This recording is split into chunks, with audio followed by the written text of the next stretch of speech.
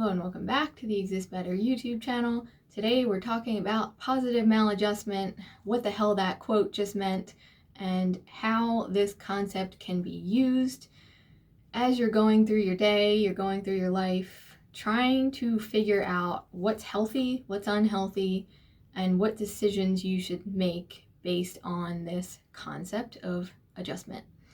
So we're going to get into that in a second, but before that, I just want to mention, because it is very much tied into what we're going to be talking about, I want to start offering in sessions this thing I want to start doing called boundary mapping and needs mapping. So obviously, it's an understatement to say that, making any sort of positive changes or like growing into yourself, it's an understatement to say that that can't be done without self-awareness and self-knowledge. And I think generally people who watch this sort of content do have more self-awareness and self-knowledge, but we have experienced developmental trauma, which means that being super aware of your own needs and your own boundaries is not necessarily a common thing. A lot of people have major confusion, and it's very muddled when we get into those topics because there is trauma surrounding either needs or boundaries. So in sessions, I want to start doing this thing called boundary mapping and needs mapping. So if that's something that interests you, if you want to hear more about that, you can shoot me an email down below. I don't want to go on too much of a tangent about that because I definitely could. So let's just leave it at that. So that quote I put at the beginning was something I got from the Third Factor website, thirdfactor.org. They're a great organization. You should check out their website if this kind of stuff interests you. I'll add a link below to their article on positive maladjustment. But I just want to first give a definition, and then I just want to get right into why this matters to you, because honestly, why would you care about this random psychological theory if it didn't have implications in your life, which it really, really does. So, positive maladjustment is when there are things going on in society, more importantly, in your immediate environment, that you cannot seem to adjust yourself to because those things are negative and need to be changed. The most obvious example in the world that people give for this is Martin Luther King.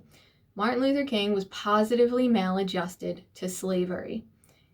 He could not adjust to that framework that was handed to him.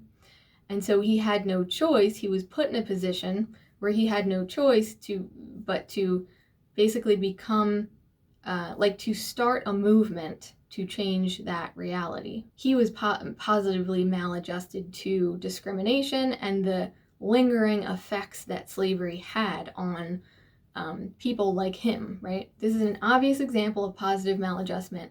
It would not have benefited him as an individual or anyone around him to swallow that ideology and that reality without trying to change it. So he was maladjusted to discrimination, inequality, civil rights violations, and thus, instead of adjusting himself to it, he decided to change the system and mold the system based on what he knew to be correct and true. So I found this to be kind of amazing when I found out this was a concept in human development, because I have been mentioning this for years now. I've mentioned it to various people and maybe in social media posts in passing, just this idea of how certain people cannot and should not mold themselves to their environment. They must find a way to mold their environment to them. So people who are confused about this are gonna think that this is some sort of selfish concept and you're trying to get everyone to conform to what you need. It's not that. It's about identifying the systems and the frameworks that were handed down to you that are damaging and harmful, and to adjust yourself to them would mean that you would have to take yourself backwards out of your development.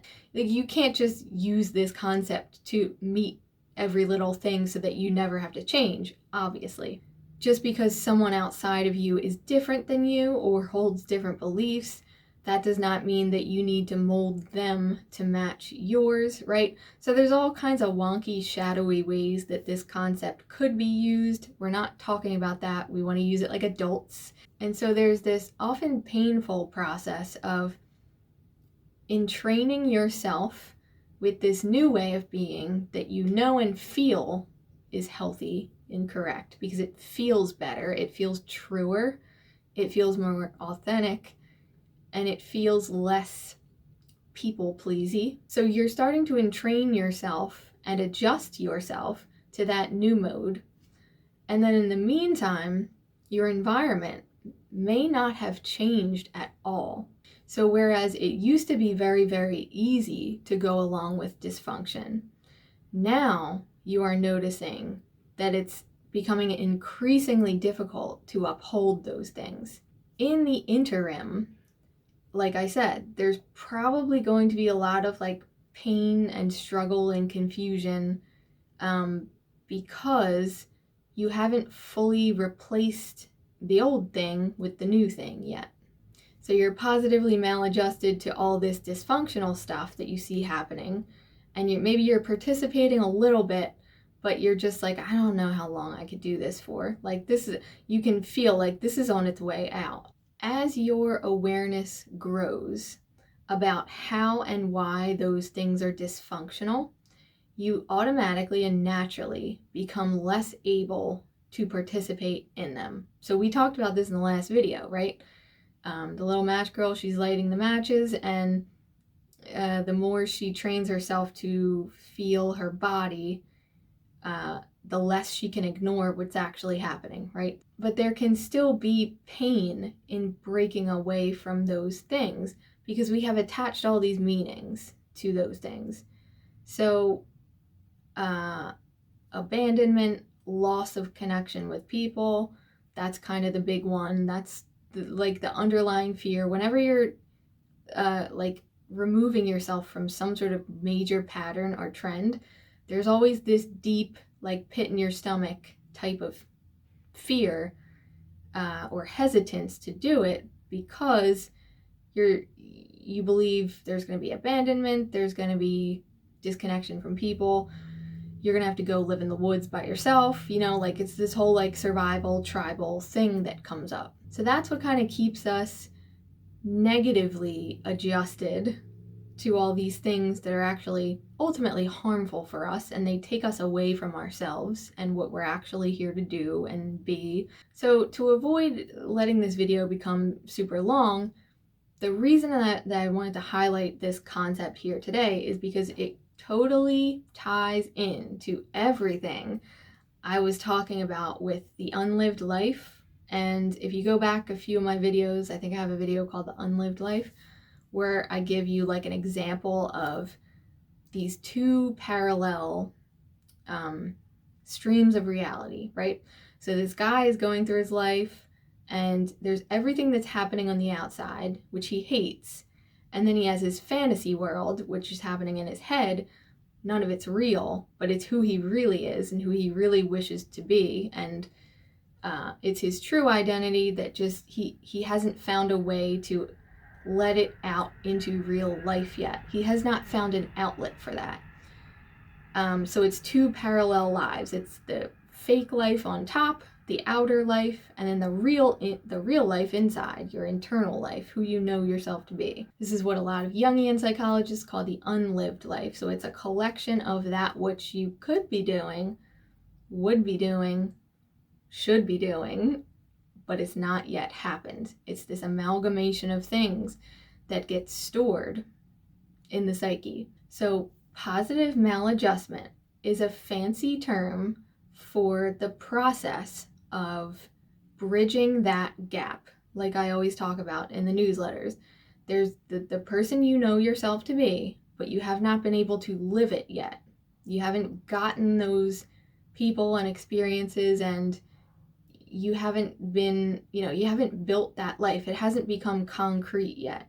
As you begin to adjust yourself to that reality that that person you know yourself to be, that reality that you would like to build and create, as you adjust yourself to that, and that reality becomes louder and louder and louder and louder, the outside shit that's happening, that's just like societal chaos and the dysfunction of other people and, like just the news and people around you who are unwilling to grow and learn, all that stuff on the outside becomes quieter and quieter, and you become positively maladjusted to it. So you cannot continue to uphold that reality. You start to check out. This is everything. This is everything that I teach here. It starts with you checking out, one little step at a time. You're just backing up out of that reality. So whereas you used to be fully immersed and you were totally a player, like a player in that game, and like all your traumas were running the show, now you're taking steps out of it. And as your awareness grows, you start to remember what was actually important, what you actually wanted, what actually matters. And a lot of times it's none of that stuff on the outside. All of that stuff on the outside was just the default that you were born into. That was the life that was handed to you. Like, this is what you've got. This is all you can have, like your upbringing, all that, those beliefs and everything got wired in, like, this is who you are. This is the best you can hope for. Just fit yourself in here, find yourself a nice job, and put your head down and get to work in that prescribed reality. As you become positively maladjusted by doing shadow work, by doing awareness work and seeing that the external world is on this track. They're on this track that they can't seem to get off of. And you're either going to jump off that train or you're going to stay on it. But the more aware you become, the harder it becomes to stay on the track. You start to have like almost nothing to lose by jumping off the train and starting to reorient yourself toward all of those big, scary, difficult goals that are really what you want and really who you are. So you're entraining yourself to that internal truth, not the outside one. You begin to make that transition from the lived life, which is all of everything that's been prescribed, over to the unlived life, which was buried underneath all of the baggage. And now you are unearthing that and finding ways to take action toward that and express and live from that unlived life. And then your unlived life becomes your lived life. And you are actually living authentically. That's what authenticity is. Authenticity is this process of becoming maladjusted to the bullshit on the outside world that's telling you who to be and who you are and what your worth is, which is usually not true, and replacing it with the internal truth, and then learning how to live openly from that place. So the inside and the outside match. That's the process of fully integrating your unlived life, the person who you really are, becoming authentic, becoming positively maladjusted. All of these big terms and ideas are the same process. It's just all these different creative ways of explaining it, but they all mean the same thing. So hopefully that gives you some food for thought this week. Hopefully not too confusing and crazy. And yeah, if you want to check out the links below, I've got plenty of things down there. Shadow workbook, shadow work sessions. I've got a blog, I've got a newsletter. Check it all out, and I'll see you next week.